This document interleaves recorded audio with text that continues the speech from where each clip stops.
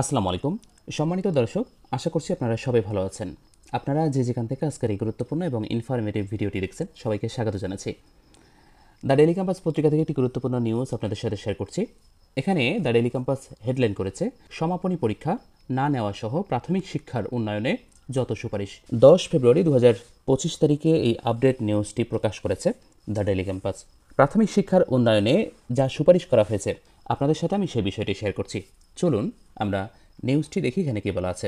বলা আছে, প্রাথমিক শিক্ষা সমাপনী পরীক্ষা আর ফিরিয়ে আনা হবে না, প্রয়োজন নেই, তবে একটা মূল্যায়ন তো হতে হবে। সেটা ভারতে যেমন SER তেমন হতে পারে। প্রাথমিক শিক্ষার মান উন্নয়নে গঠিত কনসালটেশন কমিটির আহ্বায়ক এনজিও ব্যক্তিত্ব ডক্টর মঞ্জুর আহমদ আজ সোমবার ফরেন সার্ভিস একাডেমিতে সাংবাদিকদের প্রশ্নের জবাবে একথা বলেন। তিনি আরও বলেন, বেতন ও পদোন্নতির ব্যাপারে প্রাথমিক শিক্ষার মান উন্নয়নে গঠিত কমিটির সুপারিশের সঙ্গে শিক্ষকরা একমত হলে বাস্তবায়ন করা হবে। মঞ্জুর আহমদ বলেন, আমাদের সুপারিশ 14টি নয়, আরও আছে। আজ নির্বাচিত কিছু সুপারিশের কথা এখানে তুলে ধরা হয়েছে। এই সরকারের চরিত্র ভিন্ন রকম। আশা করছি সংস্কারগুলো নিয়ে তারা কাজ করবে। প্রধান 8টি বিষয় চিহ্নিত করে সুপারিশ প্রণয়ন করা হয়েছে। 8টি বিষয় হচ্ছে: শিক্ষণ ও শিক্ষার্থী মূল্যায়ন, শিক্ষক ও শিক্ষাকর্মী অভিগম্যতা, অন্তর্ভুক্তি ও বৈষম্য নিরসন, প্রাক প্রাথমিক শিক্ষা ও শিশুর বিকাশ, উপানুষ্ঠানিক শিক্ষা ও বিদ্যালয় বহির্ভূত শিশু, শিক্ষা শাসন ও ব্যবস্থাপনা, ক্ষেত্র নির্বিশেষে ক্রস কাটিং বিষয় এবং সংস্কার বাস্তবায়ন, অর্থায়ন ও পরবর্তী পদক্ষেপ। তিনি আরও বলেন, বিভিন্ন অংশগোষ্ঠীর সঙ্গে মতবিনিময় এবং প্রত্যন্ত অঞ্চলসহ দেশের 11টি জেলার 12টি উপজেলায় সরেজমিন পরিদর্শন করে তৈরি করেছে। এগুলোকে স্বল্প, মধ্যম ও দীর্ঘমেয়াদী করণীয় হিসেবে ভাগ করা হয়েছে। নির্বাচিত সুপারিশগুলো হলো: ভিত্তিমূলক দক্ষতা, প্রাথমিক শিক্ষার মূল লক্ষ্য হিসেবে শিশুদের বাংলা ও গণিতের ভিত্তিমূলক দক্ষতা অর্জনের উপর বিশেষ গুরুত্ব দিতে হবে। বাংলা শুধু একটি বিষয় নয়, এটি অন্য সব বিষয়ে প্রবেশের চাবিকাঠি। গণিতে মৌলিক দক্ষতা অর্জিত না হলে শিক্ষার্থীরা শিখনে ক্রমাগত পিছিয়ে থাকবে। এজন্য প্রতিদিন এই দুটি বিষয়ে 60 থেকে 75 মিনিট করে শিক্ষণ সময় নির্ধারণ করা প্রয়োজন। এরপরে এক শিফটের স্কুল।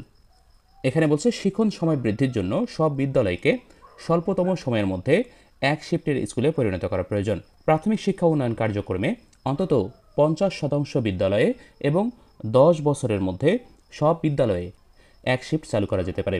শ্রেণীকক্ষে শিক্ষক শিক্ষার্থী অনুপাত অনূর্ধ্ব 1:30 নিশ্চিত করা দরকার। এরপরে নিরাময়মূলক সহায়তা। পিছিয়ে পড়া শিশুদের জন্য শ্রেণীর ভেতরে ও বাইরে নিরাময়মূলক সহায়তা দিতে হবে। এজন্য স্কুল স্থানীয়ভাবে প্যারা টিচার বা শিক্ষা সহায়ক নিয়োগ দিতে পারে। এরপরে দরিদ্র পরিবারের ব্যয় লাঘব।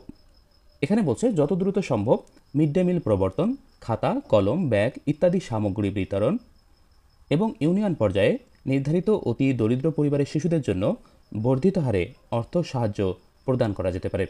এরপরে বলছে, শিক্ষক ও শিক্ষাকর্মীর পেশাগত উন্নয়ন। শিক্ষক ও মাঠ পর্যায়ের শিক্ষাকর্মীদের পেশাগত মর্যাদা, পদোন্নতি ও পেশাগত অগ্রগতির ব্যাপারে নির্দিষ্ট আশু পদক্ষেপের সুপারিশ করা হয়েছে। প্রস্তাবনা অনুসারে সহকারী শিক্ষক পদবি বিলুপ্ত হবে। শিক্ষক হিসেবে কর্মজীবনের সূচনার পর সিনিয়র শিক্ষক হিসেবে পরবর্তী পদোন্নতি হবে। সেই সঙ্গে দীর্ঘমেয়াদে প্রাথমিক শিক্ষক সহ বিদ্যালয় শিক্ষকদের স্বতন্ত্র মর্যাদা ও উচ্চতর বেতন কাঠামো বিবেচনার সুপারিশ করা হয়েছে। এই উদ্দেশ্যে আশু উদ্যোগ গ্রহণ করতে হবে। এরপরে দুর্নীতি ও অসদাচরণ নিরোধ। এখানে বলছে, দুর্নীতি, অসদাচরণ ও কর্তব্যে অবহেলা নিরোধের লক্ষ্যে একটি অন্যতম সুপারিশ হল অভিযোগ জানানোর জন্য দেশব্যাপী হটলাইন স্থাপন করা যেতে পারে। সব অভিযোগের নিরপেক্ষ তদন্ত ও যথাযথ ব্যবস্থা গ্রহণ নিশ্চিত করতে হবে। সেই সঙ্গে এসব তথ্য নিয়মিত সময়ান্তরে জনসমক্ষে প্রকাশ করা যেতে পারে। এরপরে বিকেন্দ্রায়নের লক্ষ্যে পাইলট প্রকল্প।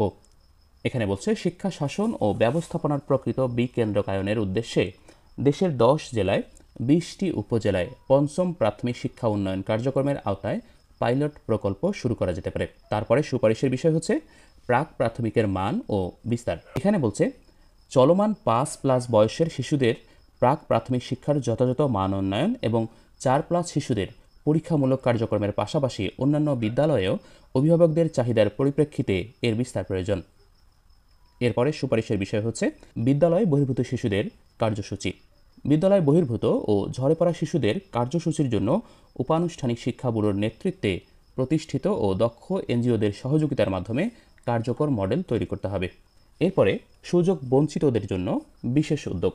বিভিন্নভাবে সুযোগ বঞ্চিত, শ্রমজীবী, প্রতিবন্ধী ও বিশেষ চাহিদা সম্পন্ন শিশুদের জন্য প্রয়োজনীয় উদ্যোগের সুপারিশ করা হয়েছে। জেন্ডার ন্যায্যতা ও জলবায়ু অভিঘাত বিষয়ে এবং দুর্গম এলাকার শিশু ও পার্বত্য চট্টগ্রাম সহ অন্যান্য অঞ্চলের বিভিন্ন নৃগোষ্ঠীর শিশুদের শিক্ষার সুযোগ বৃদ্ধিতে নির্দিষ্ট পদক্ষেপের সুপারিশ করা হয়েছে। এরপরে শিক্ষক ও শিক্ষাকর্মীদের প্রস্তুতি ও প্রশিক্ষণ। শিক্ষকদের প্রি সার্ভিস শিক্ষা ও যোগ্যতা অর্জন এবং শিক্ষক ও শিক্ষাকর্মীদের নিরন্তর পেশাগত উন্নয়নের সুপারিশ প্রদান করা হয়েছে। এরপরে বিদ্যালয় শিক্ষার সামগ্রী পরিকল্পনা ও স্থায়ী শিক্ষা কমিশন। সার্বজনীন প্রাক প্রাথমিক থেকে উচ্চ মাধ্যমিক পর্যন্ত মানসম্মত বিদ্যালয় শিক্ষার খাত পরিকল্পনা এবং স্থায়ী শিক্ষা কমিশন গঠনের বিষয়ে সুপারিশ করা হয়েছে। এরপরে সমগ্র শিক্ষাখাতের জন্য পরামর্শক পরিষদ। প্রাথমিক শিক্ষা সমগ্র শিক্ষা ব্যবস্থার অবিচ্ছেদ্য অংশ। সমগ্র শিক্ষাখাতের সংস্কার ও উন্নয়নের জন্য সরকারকে পরামর্শ দেওয়ার উদ্দেশ্যে শিক্ষা পরামর্শক পরিষদ গঠিত হতে পারে, পরে তা স্থায়ী শিক্ষা কমিশনে রূপান্তরিত হতে পারে। মঞ্জুর আহমেদ আরও বলেন, শিক্ষা সংস্কারের জন্য কোনো সহজ জাদু বা সমাধান নেই। প্রদত্ত সুপারিশ সম্পর্কে সরকারকে দ্রুত সিদ্ধান্ত গ্রহণ করে সময়াবদ্ধ সমন্বিত বাস্তবায়ন কর্মপরিকল্পনা গ্রহণ করতে হবে। পঞ্চম প্রাথমিক শিক্ষা উন্নয়ন কার্যক্রম ও সরকারের বার্ষিক বাজেট হবে সুপারিশ বাস্তবায়নের প্রধান বাহন। সম্মানিত দর্শক, আপনারা যারা শেষ পর্যন্ত এই ভিডিওটি দেখেছেন অবশ্যই বুঝতে পেরেছেন প্রাথমিক শিক্ষার উন্নয়নের জন্য সংস্কার কমিশন কোন কোন বিষয়ে সংস্কারের প্রস্তাব করেছে। যদি এই ধরনের একটা সংস্কারের প্রস্তাব করা হয় তাহলে অবশ্যই প্রাথমিক শিক্ষার জন্য সেটা সুফল বয়ে আনবে। আমরা জানি শিক্ষার সবচেয়ে গুরুত্বপূর্ণ স্তর হলো প্রাথমিক এবং তারপরে মাধ্যমিক। প্রাথমিকে একজন শিক্ষার্থী যদি গুণে মানে বেড়ে না ওঠে তাহলে মাধ্যমিকে গিয়ে সে ভালো কিছু করতে পারে না। এই জন্য আমাদের শিক্ষার যে ভিত্তি প্রাথমিক শিক্ষা, সেটাকে গুরুত্ব দিয়ে এই ক্ষেত্রটাকে কিভাবে উন্নয়ন করা যায় সে ব্যাপারে প্রয়োজনীয় পদক্ষেপ গ্রহণ করতে হবে।